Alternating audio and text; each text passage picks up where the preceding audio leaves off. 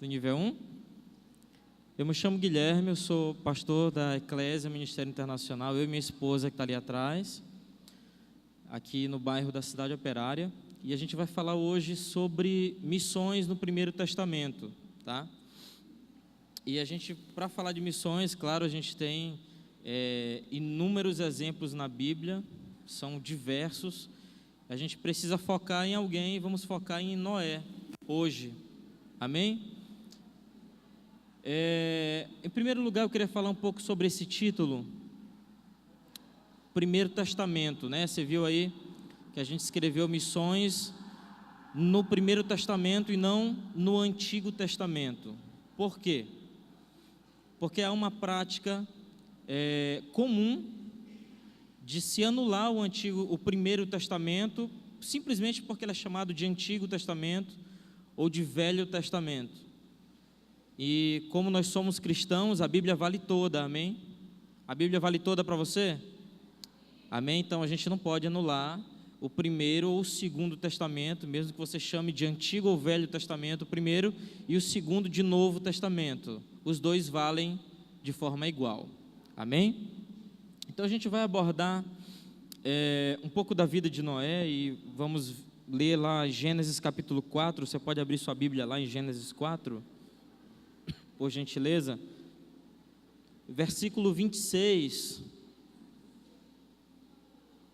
nós vamos viajar um pouco aqui na história, para a gente chegar especificamente na vida de Noé, ok?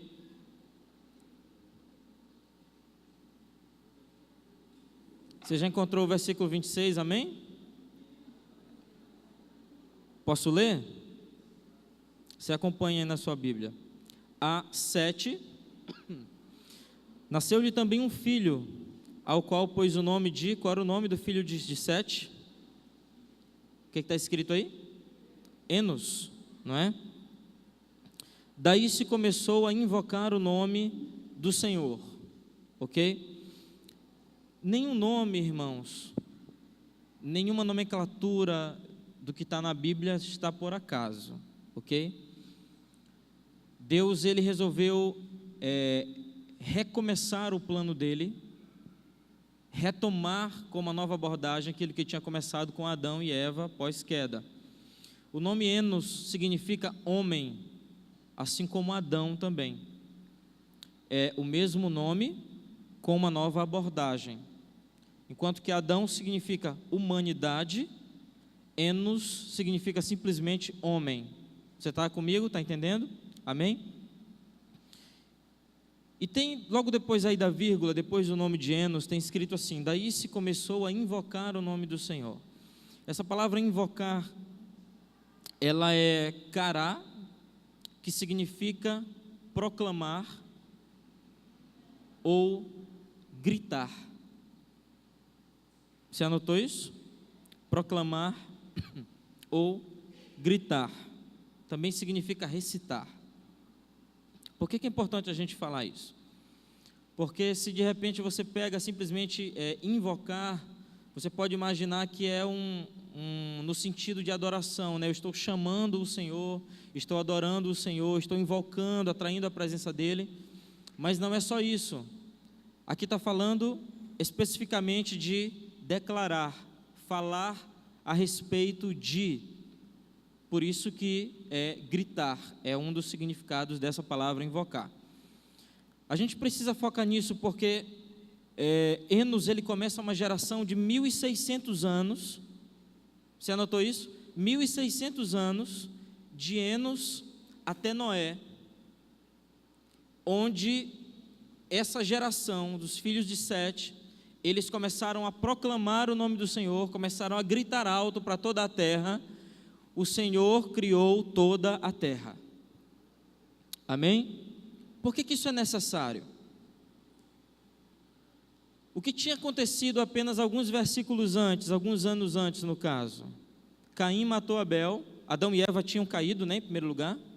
Em seguida Caim mata Abel, e parece que tudo está indo por água abaixo, né, irmãos? Quando nasce Sete, e de Sete nasce Enos, e a Bíblia diz que então se começa uma geração que vai começar a proclamar o nome do Senhor. Qual a necessidade de proclamar o nome do Senhor? É que os anos começaram a se passar e, obviamente, as pessoas iam começar a se afastar do Senhor.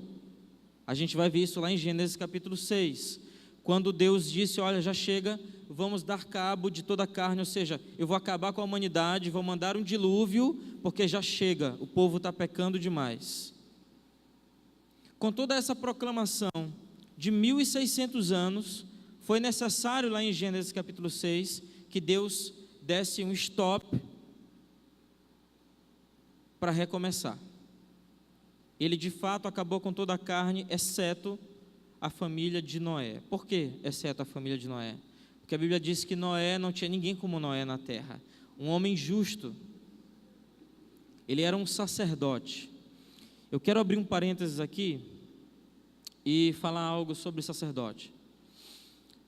De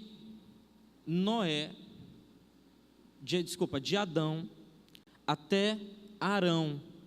Quem era Arão? Quem foi Arão? Arão, irmão de Moisés, exatamente. De Adão até Arão, todos os primogênitos foram sacerdotes. Ok? Essa linhagem completa até Arão, todo primogênito que nasceu, todo homem primogênito, ele era um sacerdote de Deus. Ok? Obviamente, por obrigação e por cultura, esse primogênito, ele era um proclamador, ele era um sacerdote, ok? E ele era um proclamador de Deus, ele divulgava o nome do Senhor. O que estava dentro desse pacote de proclamação? O que se falava?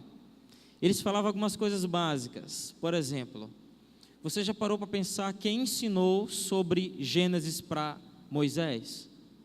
O Pentateuco é de Moisés, não é isso? Gênesis, Êxodo, Levítico, Deuteronômio, Números. É de Moisés, escreveu os 5 livros, ok? Quem ensinou isso para ele?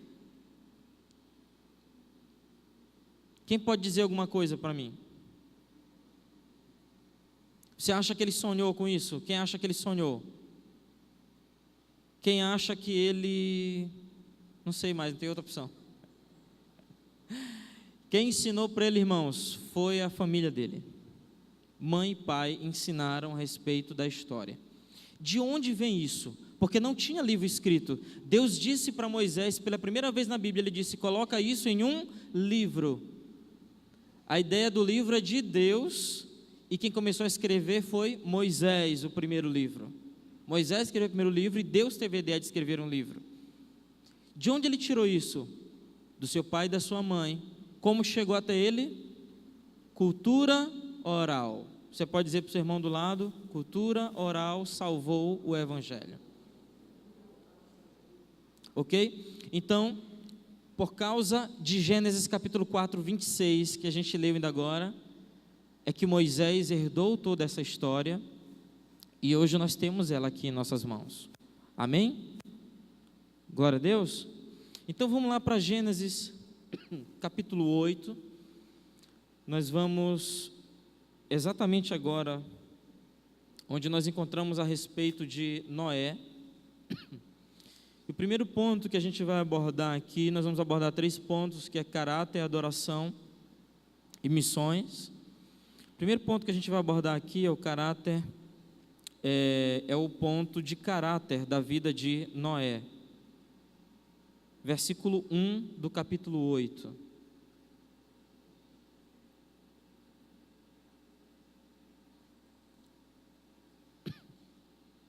O texto está aí no Data Show, mas eu queria que você lesse na sua Bíblia, tá? Está aí, só caso alguém esteja visitando hoje, não seja crente, aí pode ler aqui. O resto, todo mundo crente lê na Bíblia, amém, irmão? Vamos lá, versículo 1 até o versículo 12, vou dar uma lida aqui, rapidinho.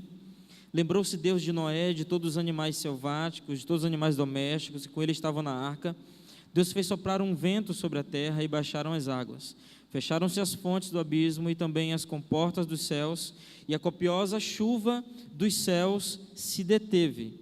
As águas iam se escoando continuamente de sobre a terra e minguaram ao cabo de 150 dias.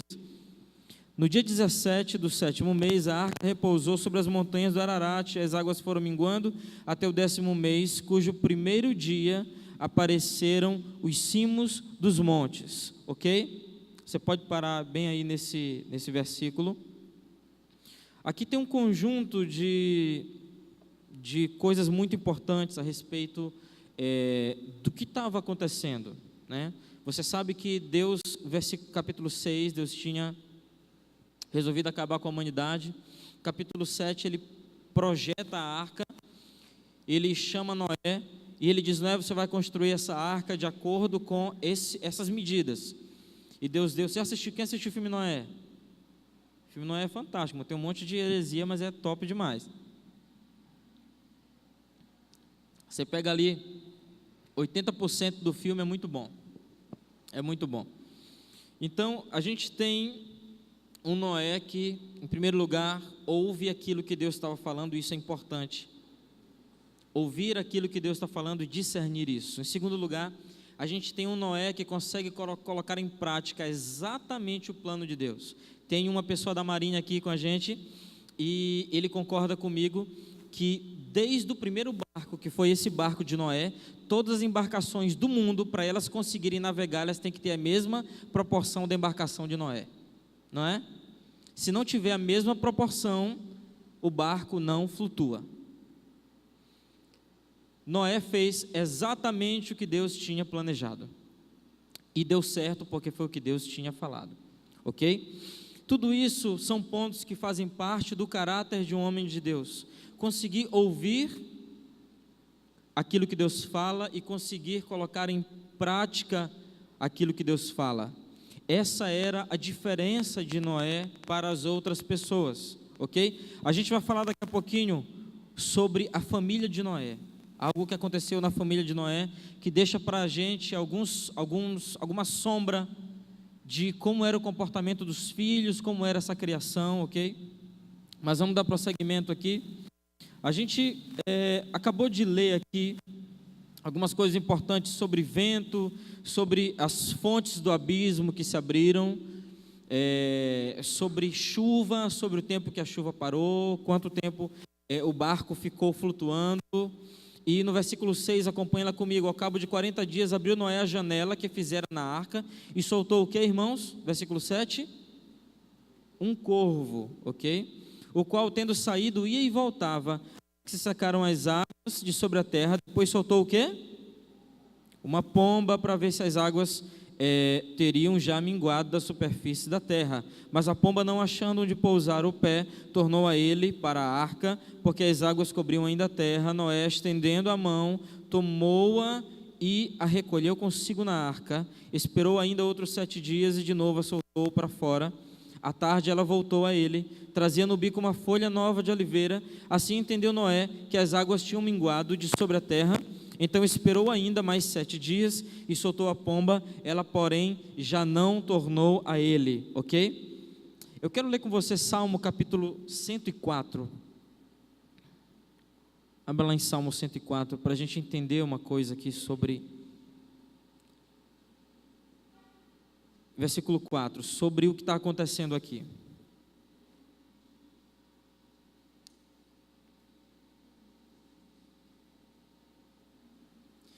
Salmo 104, versículo 4, diz assim: fazes a teus anjos, a teus ministros, labaredas de fogo, lançar os fundamentos da terra, para que ela não vacile em tempo nenhum, ok?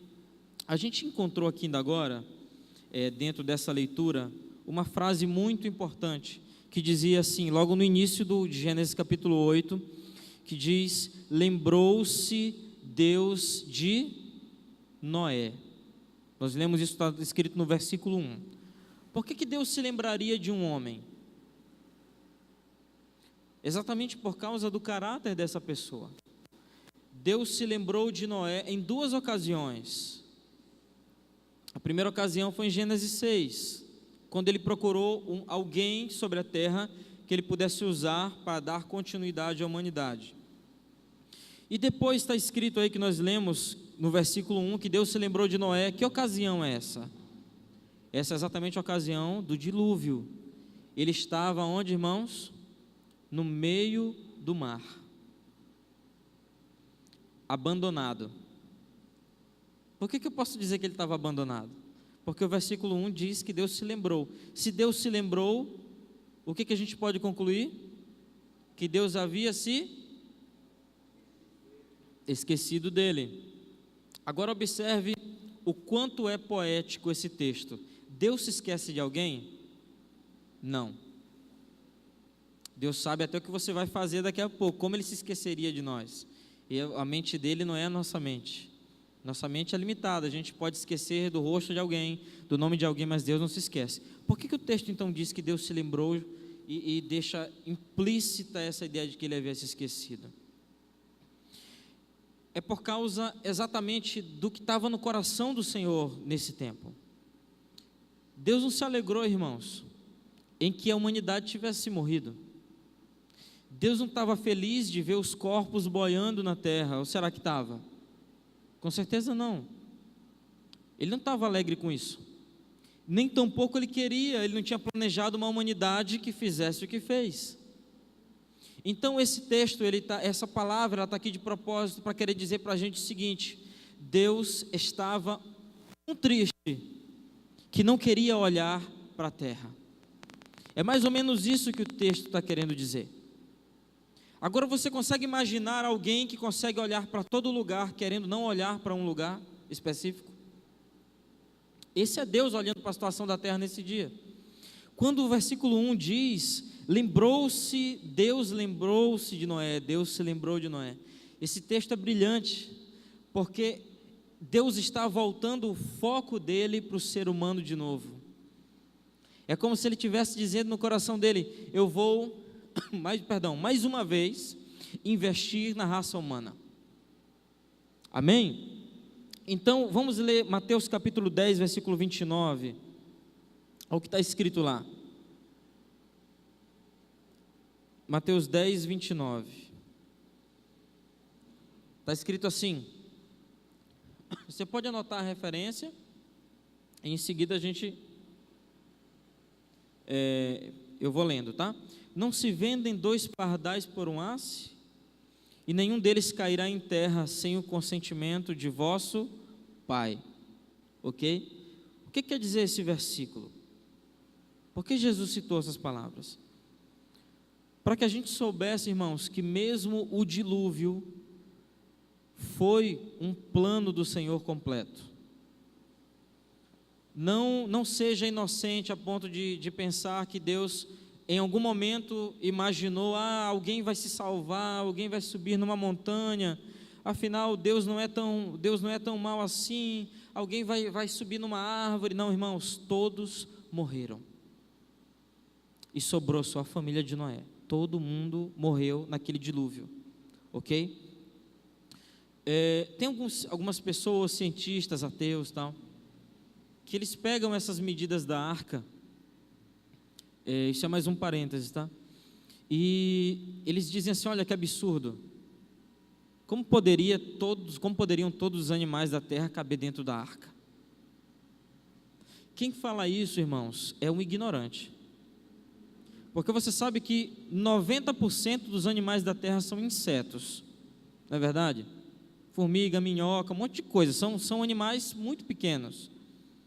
Esses animais, alguns deles continuaram debaixo da terra, outros ficaram flutuando, ok? Outros ficaram voando, alguns entraram na arca. Então o que foi que Noé salvou? O que foi que Deus salvou na arca?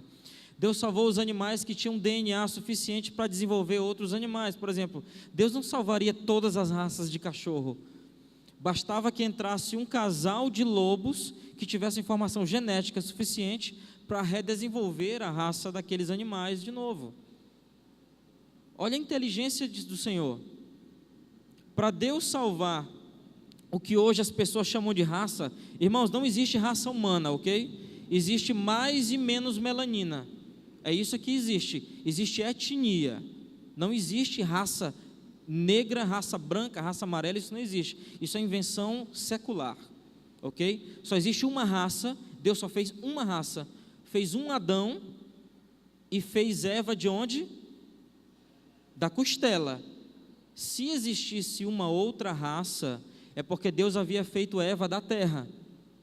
Aí você poderia dizer que tinham duas raças, Adão feito da terra e Eva feita da terra. Não, ele fez Adão e tirou Eva da substância de Adão, para que não houvesse nenhum outro argumento hoje dizendo que existem raças. Não existem raças, existe mais e menos melanina. E todo mundo que existe hoje na terra, todas as cores de pele, elas desenvolveram a partir de Sem, Cam e Jafé, que eram os filhos de Noé.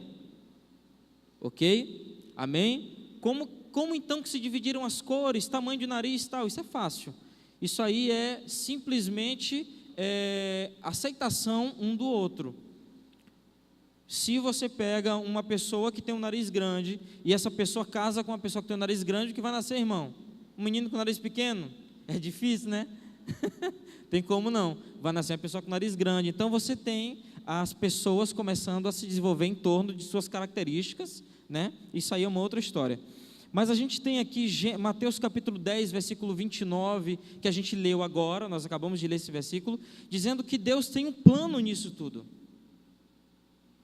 Deus, ele não acabou com o plano inicial dele porque ele lançou um dilúvio, não, ele estava continuando e ao mesmo tempo ele estava renovando de uma forma incrível, que hoje está se descobrindo. Hoje os cientistas estão pensando nisso. Se você pega uns vídeos de Adalto Lourenço, por exemplo, que é um cientista cristão, famosíssimo, o cara é fantástico, você vai ver ele falando algumas coisas sobre isso, né? Então, vamos lá para o versículo 2 de Gênesis 8, a gente encontra ali uma ação divina com relação ao retrocesso da água. A água precisava secar. Deus poderia fazer essa água secar de uma hora para outra, mas não. Ele inicia um processo que leva vários dias para que essa água secasse, porque Deus estava avaliando o caráter de Noé. O que acontece, por exemplo, no versículo 6. A gente tem ali no versículo 6 do capítulo 8, escrito a respeito de quando Noé solta um corvo e uma pomba, ok? A gente encontra esse versículo 6 e versículo 7. Ele envia duas aves, a gente já leu esse texto, ok? Ele envia primeiro um corvo, a Bíblia diz que o corvo ia e voltava até que se secaram as águas. Por que ele enviou esse corvo? Porque ele tinha um propósito. Noé, ele era inteligente, ele sabia que o corvo comia carniça, então ele queria saber se tinha carniça sobre a terra. Ok? Então, quando o corvo ele já não volta mais, Noé tem certeza de que todo mundo estava morto. Se tinha alguém que oferecia alguma resistência para Noé, esse corvo já voltava, porque alguém ia assustar, então ele ia voltar. E aí ele envia a pomba em seguida, né? E o propósito de enviar essa pomba, a pomba, você observa que a pomba ela tem um voo raso, né? E eu me lembro de Gênesis capítulo 1, porque em Gênesis capítulo 1 diz exatamente que a terra era sem forma e vazia, e quem pairava por sobre a face do abismo? O Espírito do Senhor pairava por sobre a face do abismo. Você consegue imaginar a terra sem forma e vazia? Né? A terra no formato que ela tem hoje, mas desorganizada. Vamos imaginar um pouco a terra de Gênesis. Quando Deus, ele lança a primeira palavra, diz haja luz, em seguida a gente encontra uma terra completamente disforme, onde a água não tinha localização exata, a água ficava flutuando, irmãos. Você imagina esse negócio aí? Porque diz que Deus deu uma ordem para que houvesse separação no firmamento. Então a Bíblia diz que começou a ter água sobre o firmamento e começou a ter água embaixo na terra. E na terra, ou depois em seguida, houve separação das águas na terra, então Deus cria os continentes. É a mesma imagem de Gênesis 8. Era um planeta de novo que só tinha água. Então Deus envia uma figura, a figura do seu próprio espírito, que é a pomba. Noé envia essa pomba, e ela faz uma avaliação, irmãos, e acontece uma coisa muito interessante. Está lá no final do versículo 9, ela voltou para a arca, trazendo com ela uma folha de oliveira. Irmãos, isso para mim é muito estranho. Eu vejo uma intervenção divina nisso. Por que uma pomba traria uma folha de oliveira para Noé? Será que ele falou com a pomba e disse: olha, pomba, traz uma folhinha se a água, se tiver seca? Não, irmão. Houve de fato uma intervenção divina nisso. A pomba trazer uma folha de oliveira para Noé, e Noé entende: olha, agora sim a água começou a secar. O que acontece em seguida? Ele começa a preparar a embarcação e todo mundo que estava dentro para a descida, ok? Então a gente tem um próximo ponto que vai acontecer em seguida, que é a adoração, ok? Está lá, nós vamos ler isso em Gênesis capítulo 8, são 8 versículos aí do 13 ao 21.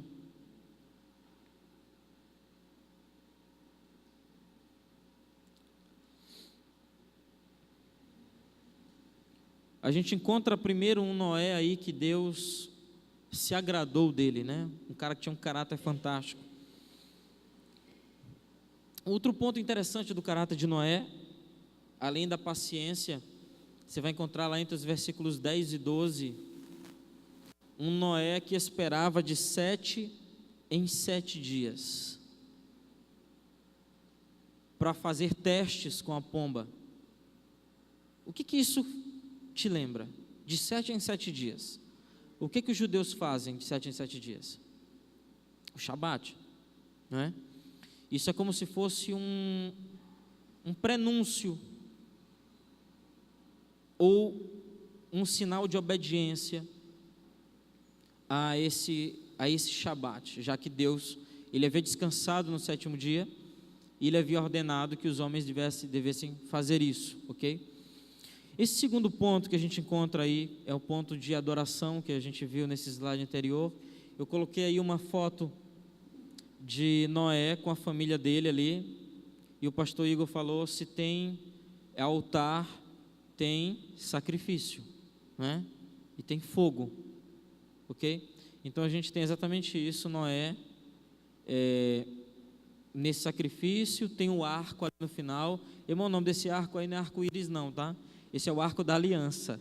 Essa coisa de arco-íris já é profanação, já é coisa grega colocada dentro do texto bíblico. É o arco da aliança, ok? Quando você olhar o arco no céu, diga: olha, o arco da aliança.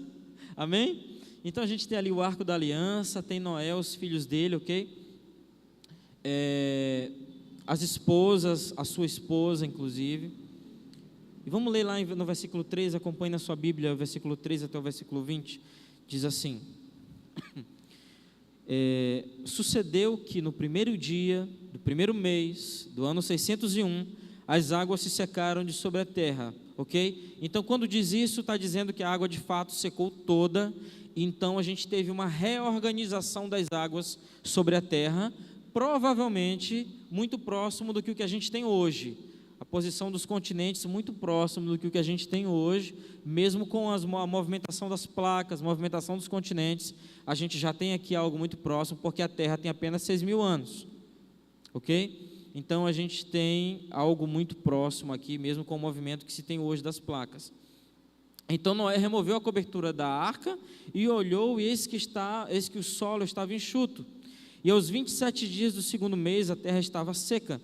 Então disse Deus a Noé: sai da arca, e contigo tua mulher, teus filhos e as mulheres dos teus filhos, os animais que estão contigo, e de toda a carne, tanto aves como gado, e todo réptil que rasteja sobre a terra, faze sair a todos, para que povoem a terra, sejam fecundos e nela se multipliquem. Você leu isso aí comigo, irmão? Última palavra. E faça o quê? Se multipliquem, não é isso? Saiu, pois, Noé com seus filhos, sua mulher e as mulheres de seus filhos. Também saíram da arca todos os animais, todos os répteis, todas as aves, tudo que se move sobre a terra, segundo as suas famílias. Versículo 20, levantou Noé um altar ao Senhor, e tomando de animais limpos e de aves limpas, ofereceu holocausto sobre o altar. E o Senhor aspirou o suave cheiro e disse consigo mesmo: não tornarei a amaldiçoar a terra por causa do homem, porque é mau o desígnio íntimo do homem desde a sua mocidade, nem tornarei a ferir todo vivente como fiz. Amém? Ok? Vamos analisar isso aí por grupos de versículos, tá? Do versículo 12 ao 14, a gente tem uma coisa que a gente pode chamar aí de responsabilidade de todo homem. Você pode dizer isso? Responsabilidade de todo homem, ok? Essa responsabilidade, ela inclui alguns pontos, por exemplo, sacerdócio e cobertura. O que a gente chama hoje de cobertura espiritual, por exemplo, a gente pode chamar de sacerdócio também, ok? E sacrifícios, versículo 13 e 14, diz que Noé, ele tirou a cobertura de sobre a arca, né? Então Deus tinha planejado tudo, inclusive um teto para aquela arca, ok? Então nesse aspecto aqui, a gente pode entender o seguinte, que Deus havia dado autorização para Noé assumir o governo da terra. Por quê? Você já leu sobre a construção da arca? Você vai ver que não tem leme. Dá para governar um barco sem leme? Não tem como, irmãos. Tem vela, a arca tem vela? Não tem como governar um barco sem vela? Não tem, irmãos. A arca é símbolo de total dependência de Deus. Como você entra em um lugar, você se tranca, está tudo inundado fora, e você se sente seguro sem ver nada do que está fora. Esse era Noé. A gente tinha improvisado um furo, não tinha, irmão? Para botar uma janelinha lá. Tinha improvisado. Não, eu acho que Deus esqueceu de me falar do leme. Eu vou botar um leme nesse negócio aqui, porque vai que tem uma montanha e eu bato nessa montanha. Aí fura e o plano de Deus acaba porque todo mundo se afoga. Não, irmão. Noé era um cara diferente. Ele confiava totalmente no Senhor. Isso é um aspecto importantíssimo da adoração. Confiar totalmente no Senhor, e eu posso dizer confiar cegamente no Senhor, a ponto de não precisar de janela nenhuma no barco, a não ser aquela que ele começou a sair e soltar os animais, a pomba e o corvo, para voarem. Com exceção dessa janela, não tinham furos na arca. Era confiança total, dependência integral. Amém? Então, no versículo 15, a gente encontra escrito o seguinte: então disse Deus a Noé: sai da arca contigo, tua mulher, teus filhos e as mulheres deles. E você vai observar que a partir de agora, eles, de acordo com a ordem que estava escrita, eles começaram a sair organizadamente, em casais, inclusive os animais. Isso quer dizer que houve um crescimento dentro da arca, ok? Os animais, eles tiveram filhotes dentro dessa arca, ok? E tem uma coisa interessante no filme de Noé, que não está escrito na Bíblia, é que nasceram os filhos de Sem dentro da arca, né? Isso aí beira a heresia, irmão. Mas é possível uma gravidez lá? Claro que é possível, não é? Agora, o fato é, os animais, eles se multiplicaram dentro daquela arca, e a gente encontra por causa dessa ordem de sair conforme a sua espécie. O que acontece quando eles saem? A gente encontra o texto, principalmente lá em Gênesis capítulo 9, que Noé sai, ele faz ali um altar, ele sacrifica animais, a gente leu isso aqui no 8, e lá no 9, diz que Noé, ele fez uma vinha, ele plantou uma vinha, e dessa vinha ele fez um suco de uva, e desse suco de uva ele se embriagou, e dessa embriaguez a gente tem um episódio muito triste, o episódio de Sem, Cam e Jafé, principalmente o episódio de Cam, o que aconteceu. Você sabe o que aconteceu, você se lembra, né? Noé bebeu daquele suco, e ele ficou embriagado. Eu quero abrir um parêntese com relação a isso. Por que Noé ficou bêbado? Será que Noé ele era um beberrão. Será que esse cara tão perfeito, né, pastor? O cara tão perfeito como Noé, a ponto de Deus escolher só Noé e a sua família? E eu digo para você o seguinte: ele escolheu a família dele por causa dele. Deus escolheu a família de Noé por causa de Noé. Ele escolhe essa família. Será que Noé, depois de sair da arca, ele já ia sair pecando, irmãos? O que acontece é o seguinte: antes do dilúvio, a terra era diferente, ok? A terra era bem diferente. Ela era geologicamente diferente. A terra era quimicamente diferente. A terra era atmosfericamente diferente. Era muito diferente. Em Gênesis capítulo 2, diz que havia uma água que ela subia e regava toda a terra. Ela subia da terra e regava. É como se fosse uma neblina. Essa neblina que havia sobre toda a terra, ela oxidava a atmosfera muito mais do que o que a gente tem hoje de oxigênio na atmosfera. Ok? Você sabe o que a gente faz com alguém que está em coma alcoólico? A gente tem duas opções para fazer com uma pessoa que é encontrada em coma alcoólico. Uma das opções é oxigênio nessa pessoa. Máscara de oxigênio, ok? E oxigênio nela, e aí ela volta ao normal quase que instantaneamente. Outra opção é glicose. A opção mais comum é oxigênio. O que acontece com Noé? Você vai entender agora porque eu estou falando isso. Noé, ele fazia suco de uva desde sempre, irmãos. Noé não inventou o suco de uva, não. O que acontece é que antes do dilúvio, como tinha muito oxigênio na atmosfera, ele fazia o suco de uva, o suco oxidava, Noé bebia, mas não se embriagava. Porque a oxidação da atmosfera não deixava ele se embriagar. Só que as coisas mudaram.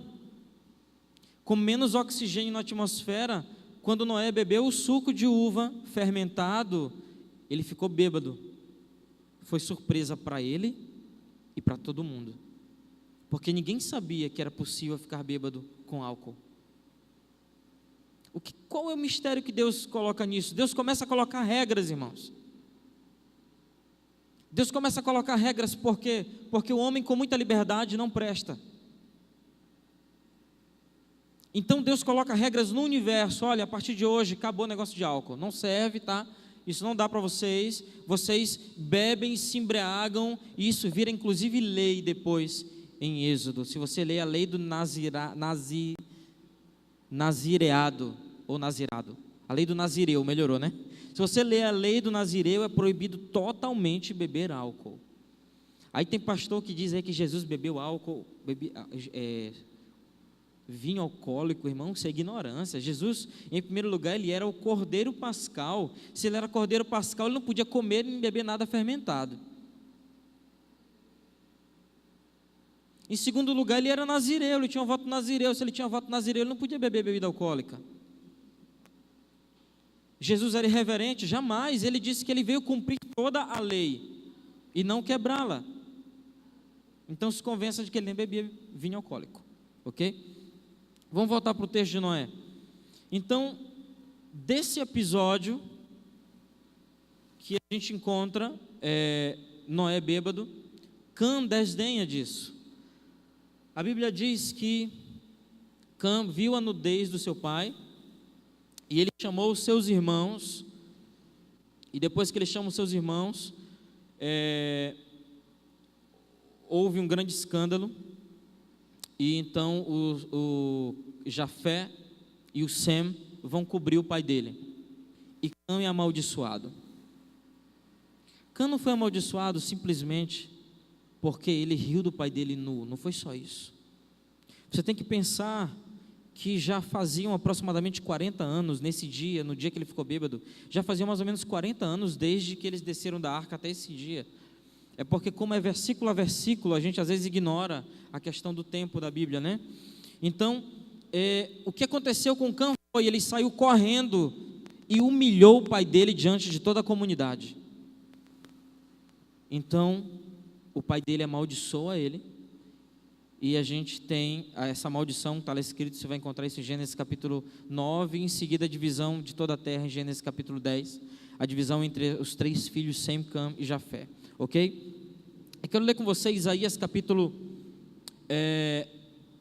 54, versículo 7, para a gente compreender algo sobre exatamente esse momento. Isaías 54, 7 diz assim: por um breve momento te deixei, mas com grandes misericórdias torno a acolher-te.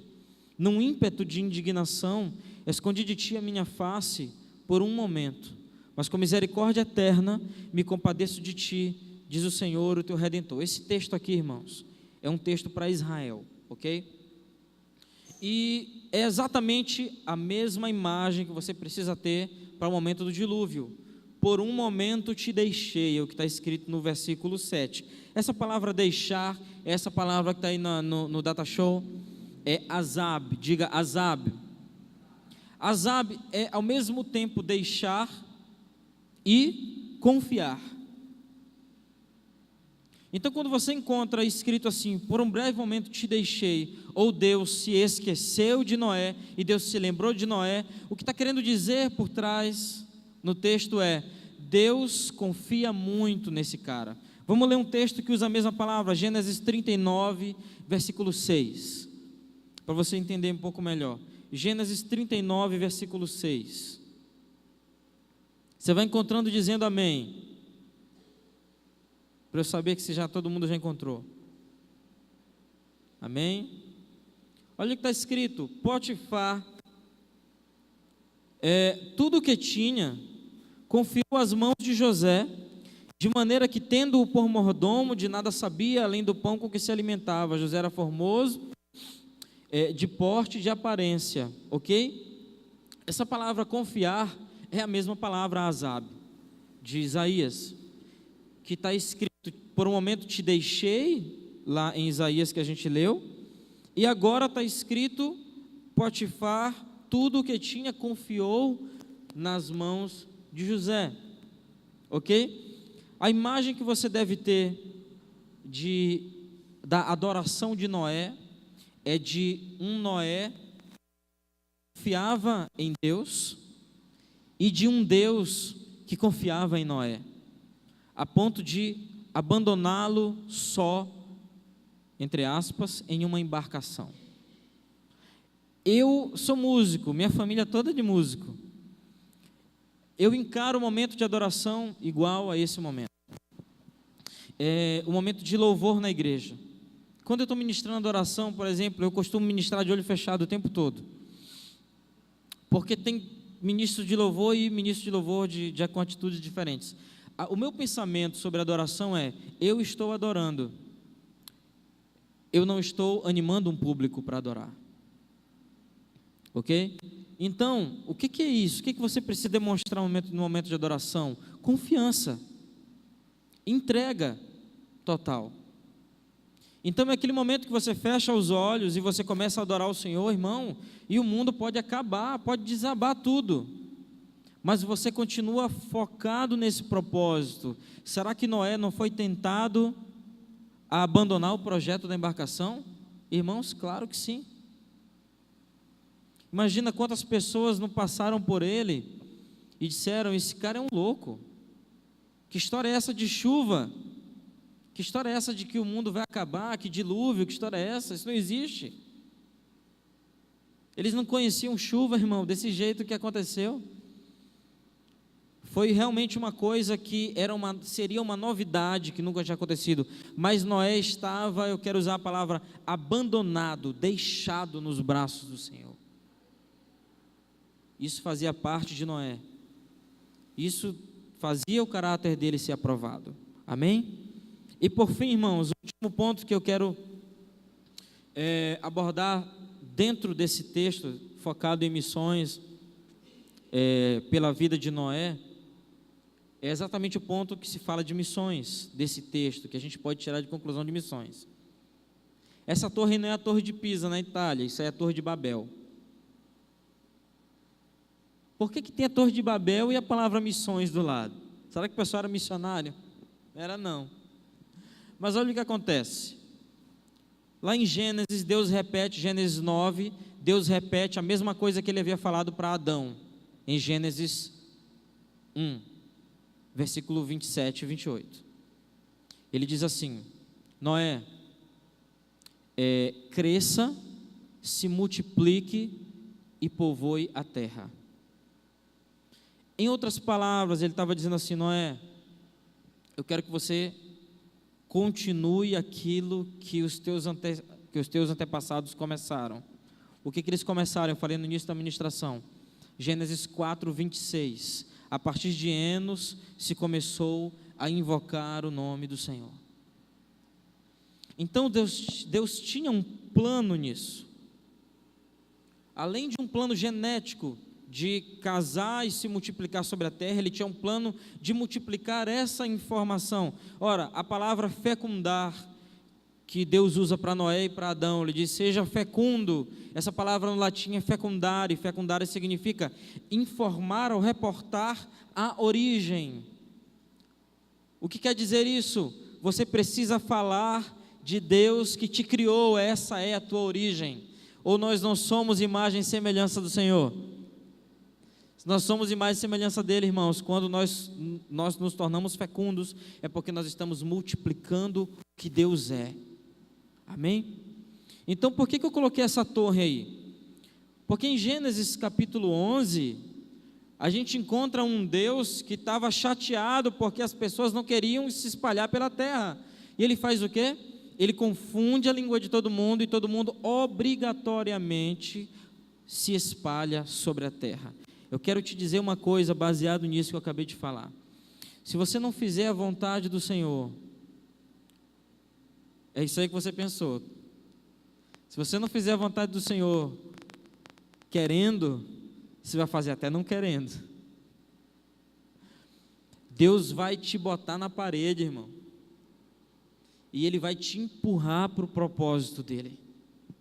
Mesmo contra a nossa vontade, Ele vai nos empurrar para o propósito dEle, e Ele vai te convencer nessa caminhada de que é melhor andar com Ele do que andar sem Ele. Amém? Eu quero ler esse texto de versículo 22, é o único versículo que a gente vai ler agora. Gênesis 8, 22, está escrito assim, está aí na tela, né? Você pode acompanhar aí se quiser. Enquanto durar a terra, não deixará de haver sementeira e ceifa, frio e calor, verão e inverno, dia e noite, ok? E a pergunta que eu tenho para fazer é: quanto tempo vai durar a terra? Como a terra vai acabar? Isso está escrito em 2 Pedro, vamos lá para 2 Pedro, capítulo 3.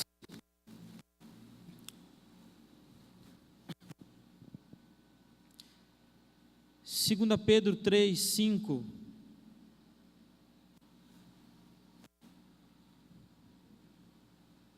Já encontrou aí, amém? Porque deliberadamente esquecem que de longo tempo houve céus bem como terra, a qual surgiu da água e através da água pela palavra de Deus, pela qual veio a perecer o mundo daquele tempo afogado em água. Ora, os céus que agora existem e a terra, pela mesma palavra, têm sido entesourados para fogo, estando reservados para o dia do juízo e destruição dos homens ímpios, ok? Deus fez uma aliança e disse: olha, eu não vou mais acabar com a terra com água, mas Ele não disse que não ia acabar com a terra. Está escrito aí, a gente leu agora, que vai terminar a terra como, irmãos? Com fogo. A terra vai ser queimada. A gente encontra um Deus que criou a terra e acabou com ela, recomeçou e vai acabar de novo e vai refazê-la. Isso me fala de um Deus que não desiste de nossas vidas. Isso me fala de um Deus que, mesmo que você esteja fora do propósito dele, Ele insiste em te trazer de volta. Ele insiste em te resgatar, Ele insiste em te colocar dentro do propósito dEle. Olha o que está escrito nos versículos seguintes. Vamos ler o versículo 9. Porque eu me fiz uma pergunta: será que vai demorar muito tempo? Olha o que está escrito: não retarda o Senhor a sua promessa, como alguns a julgam demorada. Pelo contrário, Ele é o quê? Longânimo para convosco, não querendo que nenhum pereça, senão que todos cheguem ao arrependimento. Irmão, olha o coração de Deus. Por mais que você não goste da ideia de que Deus é paciente, que Deus quer salvar todo mundo, mas está escrito isso. Ele é longânimo, porque a terra ainda não acabou, porque Ele quer salvar todo mundo, é isso que Ele quer. Ele quer salvar. Todo mundo vai ser salvo? Não. Nem todos serão salvos, mas Ele continua longânimo para sempre. Vamos continuar lendo, versículo 10 agora. Virá entretanto como ladrão, ou seja, de repente, né? O dia do Senhor, no qual os céus passarão com estrepitoso estrondo, e os elementos se desfarão abrasados. Também a terra e as obras que nela existem serão atingidas. Versículo 11: visto que todas estas coisas hão de ser assim desfeitas, deveis ser tais como os que vivem em santo procedimento e piedade. Diga: santo procedimento e piedade. O que é santo procedimento e piedade? É andar em santidade e andar fazendo aquilo que Deus quer que seja feito, ok? Continuando, versículo 12: esperando e apressando a vinda do dia de Deus, por causa do qual os céus incendiados serão desfeitos e os elementos abrasados se derreterão. Eu coloquei essas duas imagens de um relógio e de talvez um cronômetro fosse a melhor imagem, mas de um relógio e um homem correndo, porque essas duas palavras aparentemente elas não combinam, esperar e apressar. Porque você pensa o seguinte: olha, quem espera, então não está com pressa. Mas esse nosso Deus, irmãos, Ele é um Deus que Ele coloca umas coisas aí na Bíblia que são loucura, e só quem está no Espírito consegue compreender, e os sábios não conseguem entender isso, os sábios da terra. O que Deus quer de nós? Deus quer paciência e pressa. Ele quer que você aguarde a sua vinda, a vinda dEle, mas Ele quer que você acelere isso. Ao mesmo tempo que Ele é longânimo, Ele quer que você pregue o Evangelho, e é assim que a gente apressa a vinda dEle. Como? Pregando o Evangelho, ministrando, como a gente leu, invocando, proclamando, declamando, declarando o nome do Senhor, gritando bem alto em todas as nações, que o Senhor está querendo voltar, e nós é que vamos dar esse time, ok? Somos nós que vamos acelerar essa volta dEle. E eu quero concluir com uma proposta de um plano de ação para essa escola. O pastor Igor e o pastor Ruivo, eles vão nos falar em outro momento a respeito do que nós vamos fazer, do prático que vai ser feito, né? Nesse prático eles vão explicar, a gente vai para um evangelismo, a gente vai fazer um trabalho prático em uma comunidade daqui. E a minha proposta de plano de ação baseado nessa ministração em primeiro lugar, que a gente aproveite a oportunidade que vai ser nos dada. Amém? Porque eu sei que nós temos a oportunidade, todo dia, quando você entra no ônibus, você tem a oportunidade de pregar o Evangelho. Mas você não tem a oportunidade de discipular uma pessoa. Você tem a oportunidade dentro do ônibus de declarar o Evangelho, de proclamar, de pregar, mas discipular só se a pessoa te der autoridade para isso. No prático, a gente vai ter oportunidade de fazer isso, irmãos, de colocar em prática o que a gente está aprendendo aqui.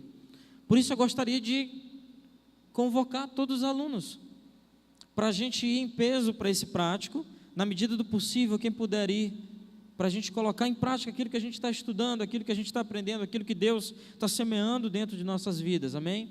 Em segundo lugar, outra proposta de plano de ação é intercessão. Quando você ora, quando você intercede, você está se colocando no lugar, ok? Significa que você ama. Se você está orando, o teu coração está voltado para aquilo. A comunidade que nós vamos fazer o prático se chama Vila Apaco. Um interior lá na cidade operária, zona rural dentro da cidade operária.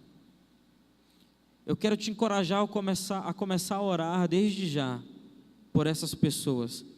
Vocês que não conhecem a comunidade, vocês vão ver a África dentro de São Luís. As pessoas morando quase que uma casa dentro da outra, irmãos.